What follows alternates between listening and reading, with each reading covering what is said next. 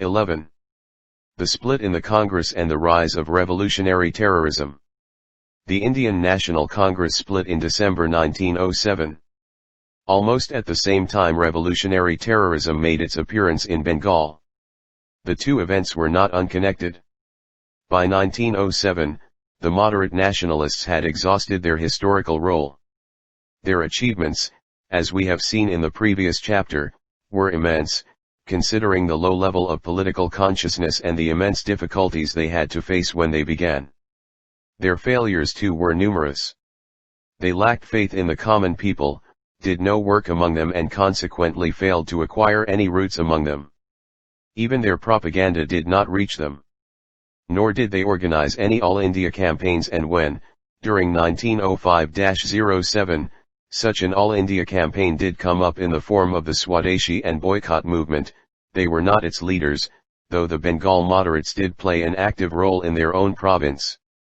Their politics were based on the belief that they would be able to persuade the rulers to introduce economic and political reforms, but their practical achievements in this respect were meager. Instead of respecting them for their moderation, the British treated them with contempt, sneered at their politics, and met popular agitations with repression. Their basic failure, however, was that of not keeping pace with events.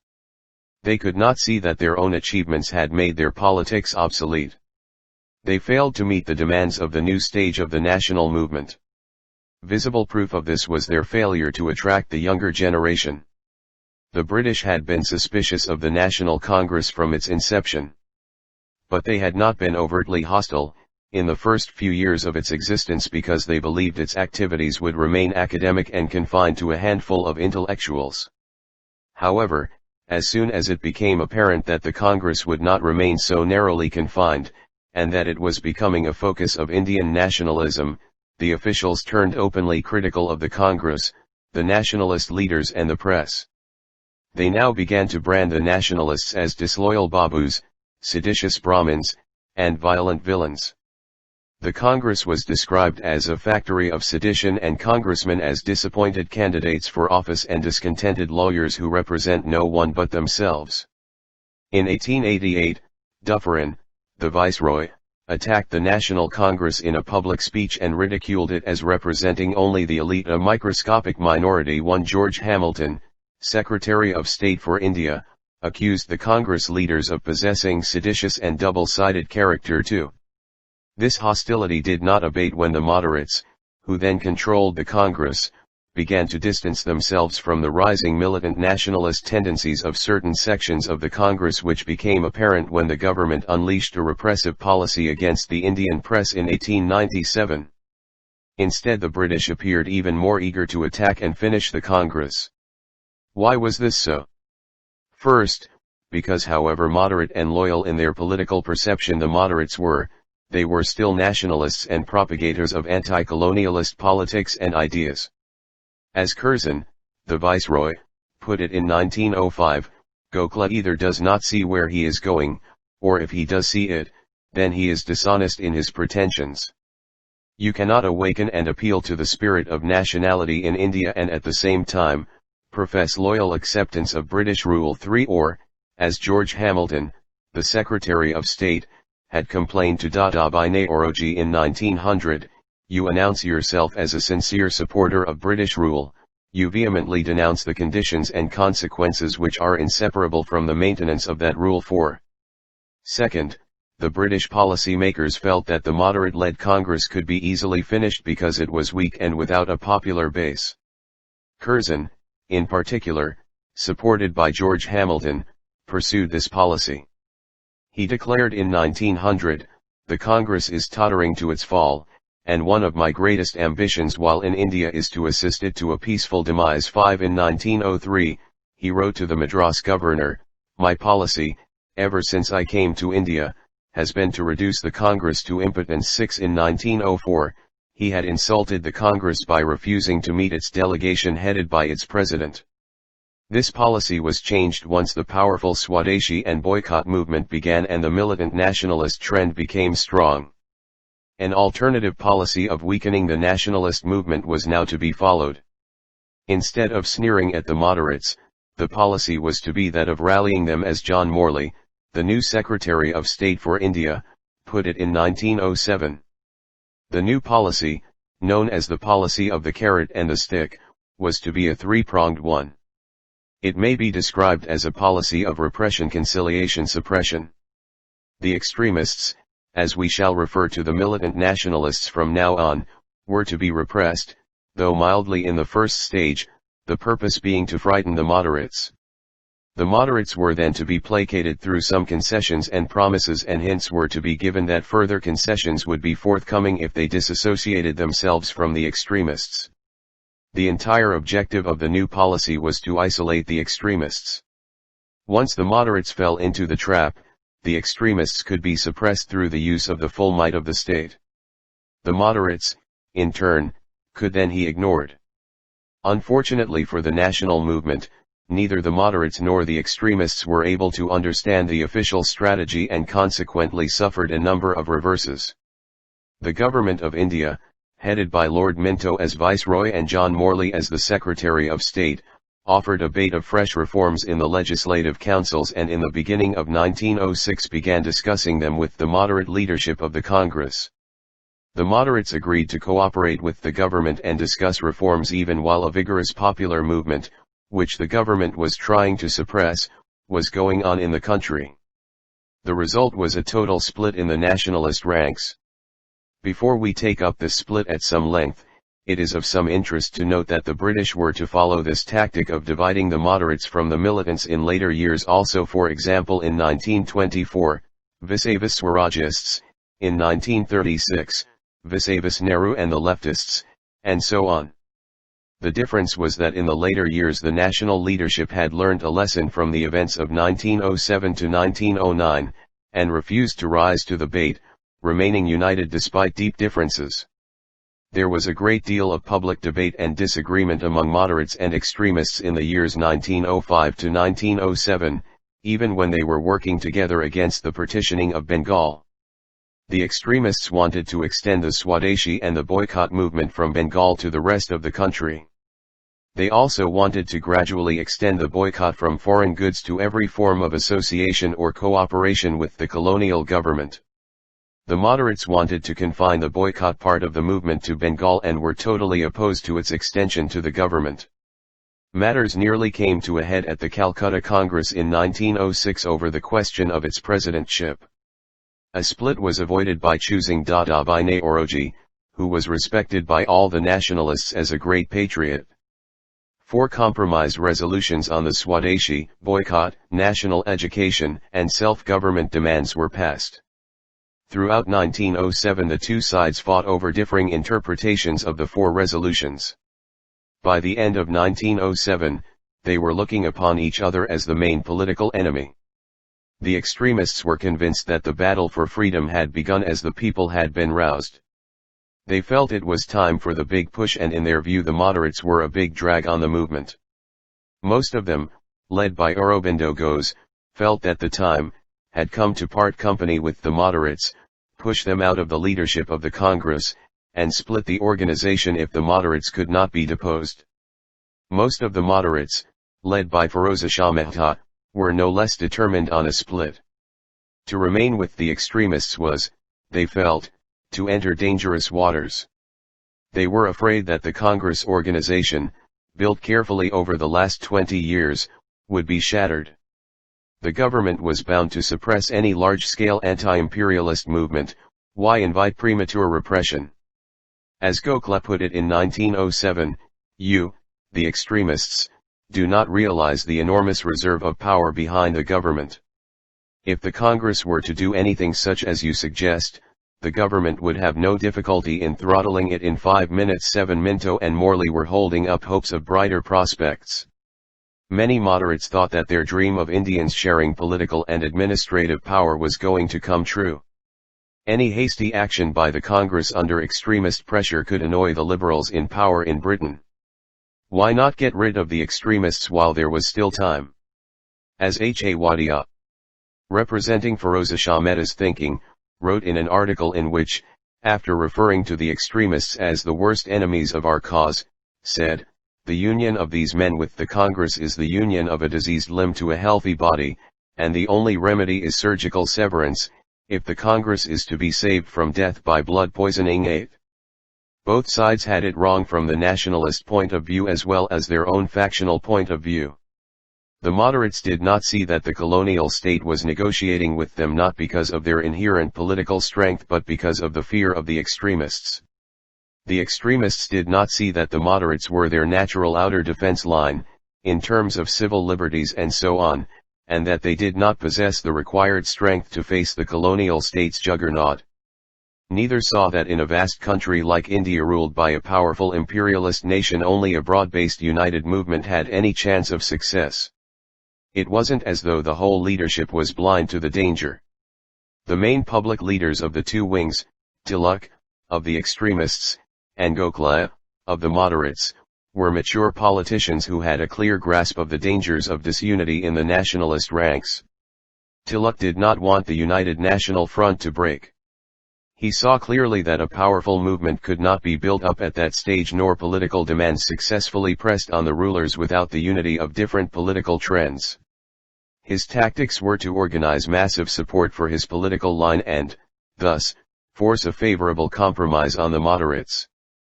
But having roused his followers in Maharashtra and pushed on by the more extreme elements of Bengal, Tilak found that he could not afford to dismount from the tiger he found himself riding. When it came to the crunch, he had to go with the more extreme leaders like Aurobindo Ghosh. Gokhale, too, saw the dangers of a split in the nationalist ranks and tried to avoid it. Already, in October 1907, he had written to a friend, "If a split does come it means a disaster, for the bureaucracy will then put down both sections without much difficulty." 9. But he did not have the personality to stand up to a willful autocrat like Firoza Shah Mehta. He, too, knuckled under pressure of his own extremists. The Congress session was held on December 26, 1907 at Surat, on the banks of the river Tapti. The extremists were excited by the rumors that the moderates wanted to scuttle the 4 Calcutta resolutions. The moderates were deeply hurt by the ridicule and venom poured on them in mass meetings held at Surat on the previous 3 days.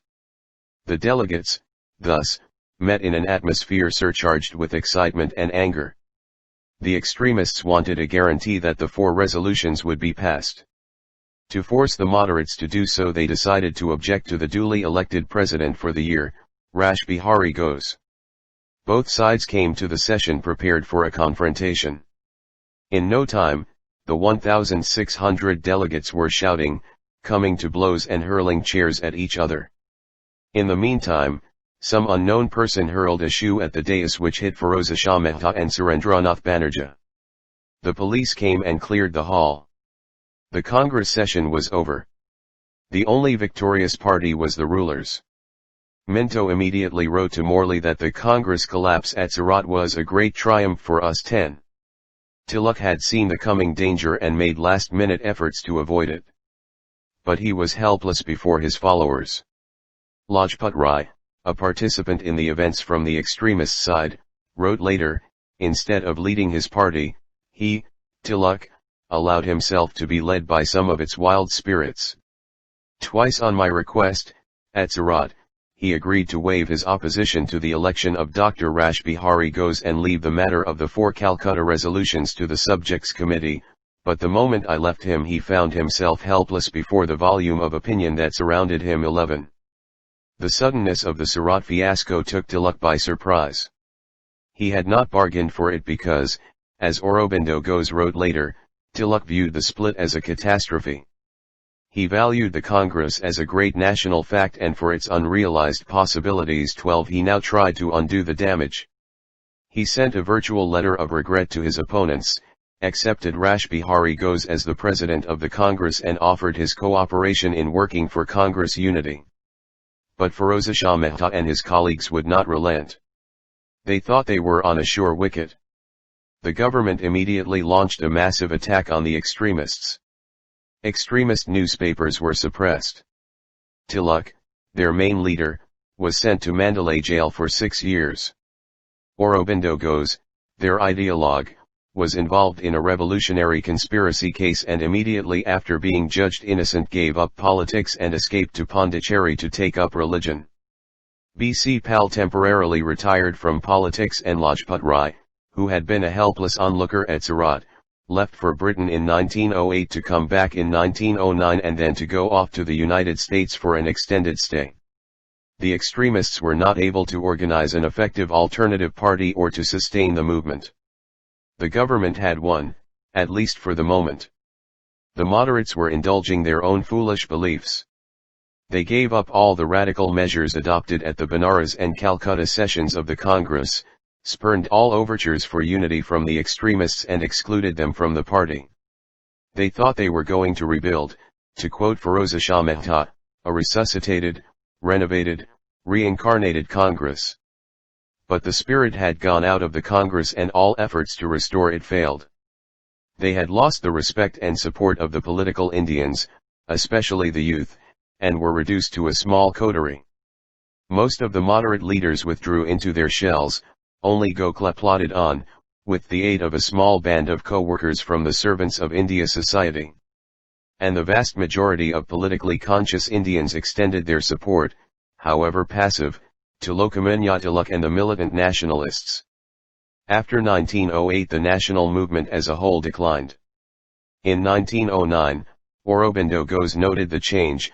When I went to jail the whole country was alive with the cry of Band Matram, alive with the hope of a nation, the hope of millions of men who had newly risen out of degradation. When I came out of jail I listened for that cry, but there was instead a silence. A hush had fallen on the country 13 but while the upsurge was gone, the aroused nationalist sentiments did not disappear. The people waited for the next phase. In 1914, Tilak was released and he picked up the threads of the movement. The moderates and the country as a whole were disappointed by the constitutional reforms of 1909. The Indian Councils Act of 1909 increased the number of elected members in the Imperial Legislative Council and the Provincial Legislative Councils. Most of the elected members were still elected indirectly. An Indian was to be appointed a member of the Governor-General's Executive Council. Of the 68 members of the Imperial Legislative Council, 36 were officials and 5 were nominated non-officials. Out of 27 elected members, 6 were elected by big landlords and 2 by British capitalists. The Act permitted members to introduce resolutions, it also increased their power to ask questions. Voting on separate budget items was allowed. But the reformed councils still enjoyed no real power and remained mere advisory bodies. They also did not introduce an element of democracy or self-government. The undemocratic, foreign, and exploitative character of British rule remained unchanged. Morley openly declared in Parliament, if it could be said that this chapter of reforms led directly or necessarily up to the establishment of a parliamentary system in India, I, for one, would have nothing at all to do with it. 14. The real purpose of the Morley-Minto reforms was to divide the nationalist ranks and to check the growing unity among Indians by encouraging the growth of Muslim communalism. To achieve the latter objective, the reforms introduced the system of separate electorates under which Muslims could only vote for Muslim candidates in constituencies specially reserved for them. This was done to encourage the notion that the political, economic, and cultural interests of Hindus and Muslims were separate and not common. The institution of separate electorates was one of the poisonous trees which was to yield a bitter harvest in later years. The end of 1907 brought another political trend to the fore. The impatient young men of Bengal took to the path of individual heroism and revolutionary terrorism, a term we use without any pejorative meaning and for want of a different term. This was primarily because they could find no other way of expressing their patriotism. It is necessary at this point to reiterate the fact that, while the youth of Bengal might have been incensed at the official arrogance and repression and the mendicancy of the Congress moderates, they were also led to the politics of the bomb by the extremists' failure to give a positive lead to the people. The extremists had made a sharp and on the whole correct and effective critique of the moderates. They had rightly emphasized the role of the masses and the need to go beyond propaganda and agitation. They had advocated persistent opposition to the government and put forward a militant program of passive resistance and boycott of foreign cloth, foreigners' courts, education, and so on. They had demanded self-sacrifice from the youth. They had talked and written about direct action. But they had failed to find forms through which all these ideas could find practical expression. They could neither create a viable organization to lead the movement nor could they really define the movement in a way that differed from that of the moderates. They were more militant, their critique of British rule was couched in stronger language, they were willing to make greater sacrifices and undergo greater suffering, but they did not know how to go beyond more vigorous agitation. They were not able to put before people new forms of political struggle or mass movements. Consequently, they too had come to a political dead end by the end of 1907. Perhaps that is one reason why they expended so much of their energy in criticizing the moderates and capturing the Congress. Unsurprisingly, the extremists waffling failed to impress the youth who decided to take recourse to physical force. The Untitled, a newspaper echoing this feeling of disaffection, wrote in April 1906, after the police assault on the peaceful Barisal Conference, the 30 crores of people inhabiting India must raise their 60 crores of hands to stop this curse of oppression. Force must be stopped by force 15. But the question was, what form would this movement based on force take? Organizing a popular mass uprising would necessarily be an uphill and prolonged task. Many thought of trying to subvert the loyalty of the army, but they knew it would not be easy. However, these two objectives were kept as long-term goals and, for the present, revolutionary youth decided to copy the methods of the Irish nationalists and Russian nihilists and populists. That is to say, they decided to organize the assassination of unpopular British officials. Such assassinations would strike terror into the hearts of the rulers, arouse the patriotic instincts of the people, inspire them and remove the fear of authority from their minds. Each assassination, and if the assassins were caught, the consequent trial of the revolutionaries involved, would act as propaganda by deed. All that this form of struggle needed was numbers of young people ready to sacrifice their lives. Inevitably, it appealed to the idealism of the youth, it aroused their latent sense of heroism. A steadily increasing number of young men turned to this form of political struggle. Here again the extremist leadership let the young people down. While it praised their sense of self-sacrifice and courage, it failed to provide a positive outlet for their revolutionary energies and to educate them on the political difference between a revolution based on the activity of the masses and a revolutionary feeling based on individual action, however heroic. It also failed to oppose the notion that to be a revolutionary meant to be a believer in violent action. In fact, Orobendogos encouraged this notion. Perhaps the actions of the extremist leadership were constrained by the feeling that it was not proper to politically criticize the heroic youth who were being condemned and hunted by the authorities.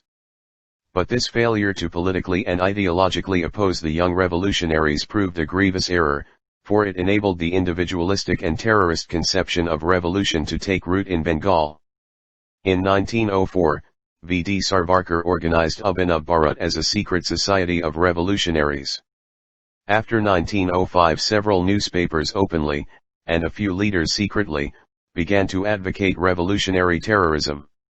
In 1907, an unsuccessful attempt was made on the life of the Lieutenant Governor of Bengal. In April 1908, Prafulla Chakki and Khudiram Bose threw a bomb at a carriage which they believed was occupied by Kingsford, the unpopular judge at Muzaffarpur. Unfortunately, they killed 2 English ladies instead. Prafulla Chakki shot himself dead while Khudiram Bose was tried and hanged. Thousands wept at his death and he and Chakki entered the ranks of popular nationalist heroes about whom folk songs were composed and sung all over the country. The era of revolutionary terrorism had begun. Very soon secret societies of revolutionaries came up all over the country, the most famous and long-lasting being Anishalan Samiti, and Jugantar. Their activities took 2 forms: the assassination of oppressive officials and informers and traitors from their own ranks and docketies to raise funds for purchase of arms, etc. The latter came to be popularly known as Swadeshi dacoities. Two of the most spectacular revolutionary terrorist actions of the period were the unsuccessful attempt under the leadership of Rash Bihari Bose and Sachin Sanyal to kill the viceroy, Lord Hardinge, who was wounded by the bomb thrown at him while he was riding an elephant in a state procession, and the assassination of Curzon Wily in London by Madan Lal Dhingra. In all, 186 revolutionaries were killed or convicted between the years 1908 to 1918. The revolutionary terrorists also established centers abroad. The more famous of them were Shyamji Krishnavarma, V.D. Savarkar, and Hardayal in London, and Madame Kama and Ajit Singh in Europe. Revolutionary terrorism gradually petered out. Lacking a mass base, despite remarkable heroism, the individual revolutionaries, organized in small secret groups, could not withstand suppression by the still strong colonial state. But despite their small numbers and eventual failure, they made a valuable contribution to the growth of nationalism in India. As a historian has put it, they gave us back the pride of our manhood. 16.